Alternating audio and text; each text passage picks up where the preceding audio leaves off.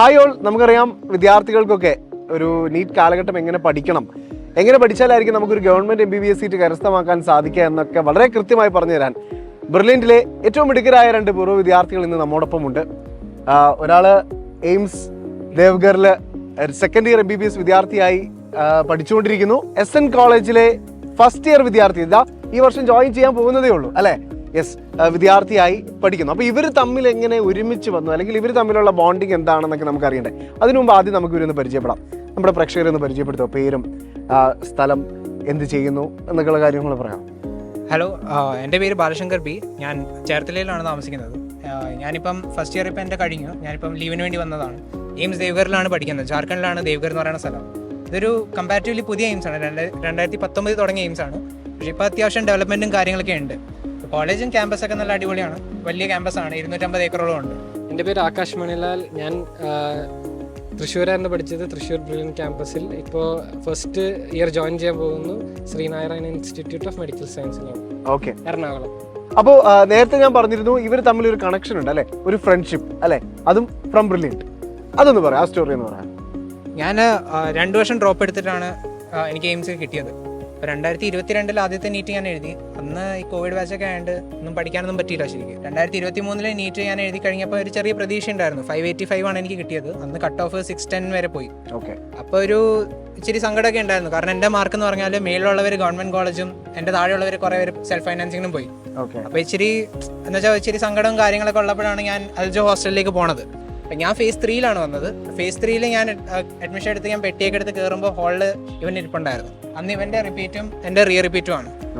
അങ്ങനത്തെ ഒരു അവസ്ഥയായിരുന്നു. അപ്പം ഇവന് വന്ന ഡൗട്ടുകളും കാര്യങ്ങളും എന്നോട് ചോദിക്കാറുണ്ടായിരുന്നു, ഞാൻ പറഞ്ഞു കൊടുക്കാറുണ്ടായിരുന്നു. അങ്ങനെയാണ് ഞങ്ങൾ പിന്നെ ഫ്രണ്ട്സായി വന്നത്. പിന്നെ ഈ വർഷം ഇവൻ റിപ്പീറ്റ് ചെയ്തു. അപ്പോഴും ഇടയ്ക്കിടയ്ക്ക് എന്നെ വിളിച്ച് സംസാരിക്കാറൊക്കെ ഉണ്ടായിരുന്നു. ടെൻഷൻ കൂടുമ്പോഴും കാര്യങ്ങളൊക്കെ ഞാൻ പറഞ്ഞു കൊടുക്കാറുണ്ടായിരുന്നു. അങ്ങനെയാണ് ഞങ്ങൾ തമ്മിൽ ഇത്രയും ഫ്രണ്ട്ഷിപ്പ് വന്നത്. അപ്പം ഇന്ന് ഞാൻ വിളിച്ചപ്പം ഇവൻ വീട്ടിൽ ഇരിക്കുകയാണ്. ഞാൻ പറഞ്ഞു ഞാൻ പാലേക്ക് പോകാൻ, നീ കൂടെ വരുന്നു എന്ന് ചോദിച്ചപ്പോഴത്തേക്കും പിന്നെന്താന്ന് പറഞ്ഞിട്ട് റെഡിയായി. 1 മണിക്കൂർ മുമ്പ് വിളിച്ചു. എന്ന് വെച്ചാൽ 12 മണിക്ക് ട്രെയിൻ. അവൻ 11:10 ഞാൻ വിളിച്ച് അവൻ കറക്റ്റ് റെഡിയായി. 12 മണിക്കുള്ള ട്രെയിനിന് തൃശ്ശൂരിൽ നിന്ന് കയറി, ഞാൻ എറണാകുളത്ത് നിന്ന് കയറി, ഞങ്ങളിവിടെ എത്തി. പറഞ്ഞതിലൊരു ഹൈലൈറ്റിംഗ് പോയിന്റ് ഉണ്ട്. അതായത് ഒരുപക്ഷെ കുറേയധികം വിദ്യാർത്ഥികളൊക്കെ ഫേസ് ചെയ്ത ഒരു പോയിന്റ് നമ്മളോട് ബാലശങ്കർ പറഞ്ഞു.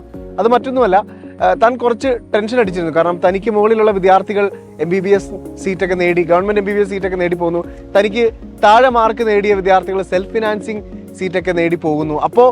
അപ്പോൾ ബാലകൃഷ്ണൻ സ്വപ്നം കണ്ടു, ഇനി ഞാൻ എക്സാം എഴുതി എടുക്കാൻ പോകുന്നത് അത് രാജ്യത്തെ ഏറ്റവും മികച്ച മെഡിക്കൽ കോളേജായ എയിംസുകളിൽ ഒരെണ്ണത്തിലായിരിക്കുമെന്ന്.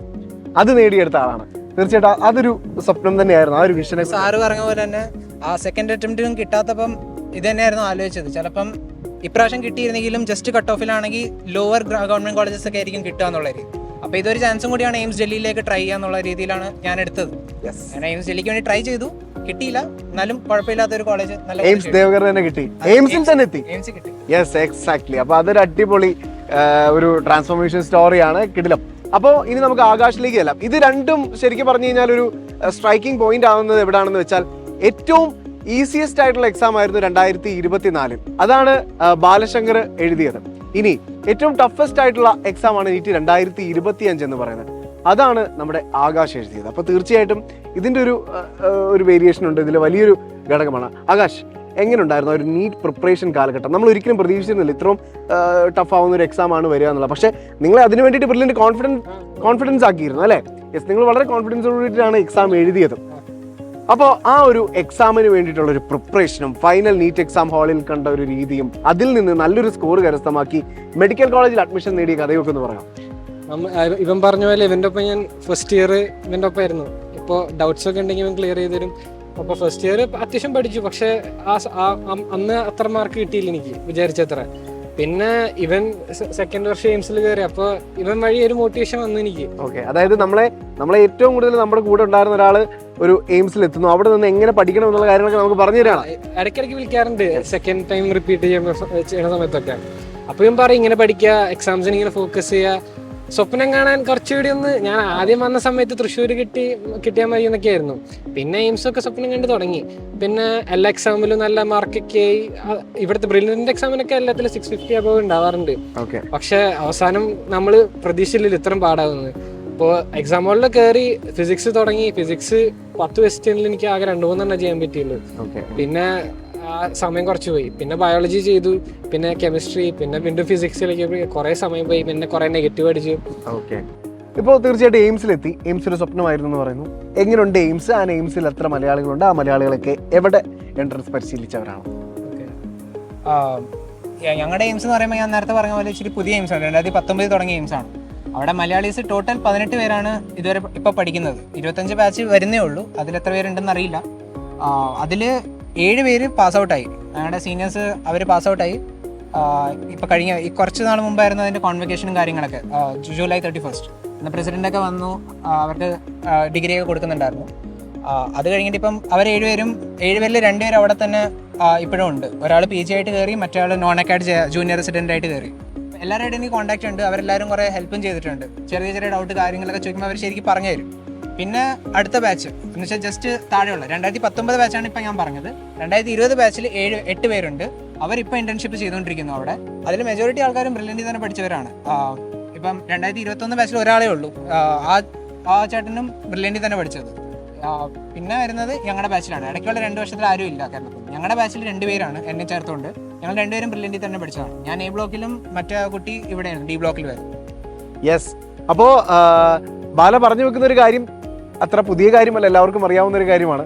ഏത് എയിംസ് എടുത്താലും മലയാളി വിദ്യാർത്ഥികൾ അവിടെ ഉണ്ടെങ്കിൽ അതിൽ 95% ബ്രില്യൻ സ്റ്റഡി സെന്ററിലെ വിദ്യാർത്ഥികളാണ് എന്നുള്ളത് തന്നെയാണ് ബാലയും പറഞ്ഞു വെക്കുന്നത്. അപ്പോൾ നീറ്റ് 2026 എഴുതാൻ പോകുന്ന വിദ്യാർത്ഥികളോട് എന്താണ് പറയാനുള്ളത്? നീറ്റ് 2026 എഴുതാൻ പോകുന്നവരോട് പറയാനായിട്ട് പ്രത്യേകിച്ച് ഒത്തിരി ടെൻഷൻ അടിക്കണ്ട. ടെൻഷൻ ഉണ്ടാവും, നാച്ചുറലാണ്. പക്ഷേ നമ്മളതിനെ കൺട്രോളിലെടുക്കുക. നമുക്ക് പറ്റുന്നത് പഠിക്കാമെന്ന് മാത്രമേ ഉള്ളൂ. ഒരു ബാക്കി അഡ്മിഷനും കാര്യങ്ങളൊക്കെ റാങ്കിൻ്റെ ബേസിസിലാണ്. നമുക്ക് പഠിക്കാൻ മാത്രമേ നമ്മുടെ കയ്യിൽ ഉള്ളൂ. വേറെ ഒന്നും നമുക്ക് കൺട്രോൾ ചെയ്യാൻ പറ്റില്ല. അപ്പം നമ്മുടെ കൺട്രോളിലുള്ള കാര്യങ്ങൾ ആലോചിക്കുക, അത് നമ്മൾ ശരിക്കും ചെയ്യുക. ബാക്കി ദൈവം നോക്കിക്കോളും. നിങ്ങൾ എഫേർട്ട് ഇട്ട് കഴിഞ്ഞാൽ ലക്ക് നിങ്ങളെ ഫേവർ ചെയ്യും. ലക്ക് ഒരു വലിയ ഫാക്ടറാണ്. അപ്പം luck favours those who work hard എന്നുള്ള ഒരു കോട്ട് ഉണ്ടായിരുന്നു. എക്സാക്ട്ലി. അപ്പം നമ്മൾ ട്രൈ ചെയ്യുക. നമുക്ക് നമ്മളെ കൊണ്ട് പറ്റുന്നത് നമ്മൾ ചെയ്യുക.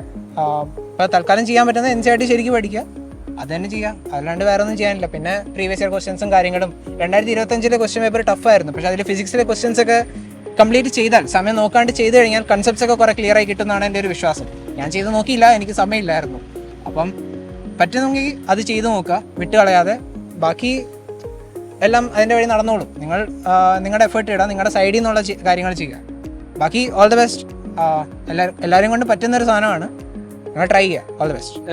ഞാൻ ആദ്യം റിപ്പീറ്റ് ഇവൻ്റെ ഒപ്പം ചെയ്യുമ്പോൾ എഴുതിയത് 2024 എക്സാം ആയിരുന്നു. ആദ്യം എല്ലാവർക്കും അറിയണ പോലെ അത്യാവശ്യം എളുപ്പമായിരുന്നു.